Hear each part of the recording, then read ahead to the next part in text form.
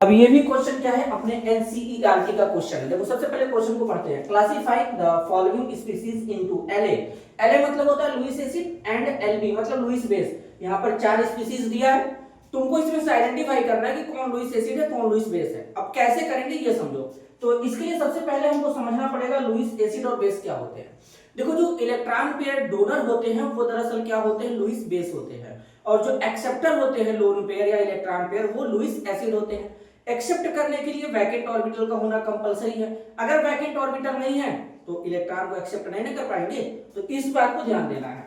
अब चलो जरा समझते हैं। देखो अगर हमारे पास OH माइनस है, माइनस मतलब 2 इलेक्ट्रॉन, तो अब ये क्या है, ये लुईस बेस हो जाएगा। क्यों? क्योंकि ये इलेक्ट्रॉन पेयर या लोन पेयर डोनर होगा।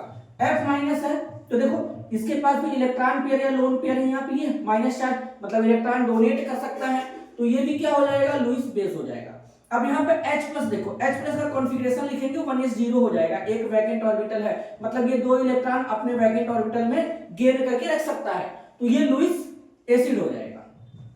अब अगर बात करेंगे BCl3 की, तो बोरान के साथ देखो 3Cl जुड़ा हुआ है, और यहाँ पर बोरान के पास एक वैकेंट 2p ऑर्बिटल होगा, तो ये इलेक्ट्रॉन पेयर एक्सेप्ट कर सकता है, तो ये भी क्या हो जाएगा, लुईस एसिड हो जाएगा।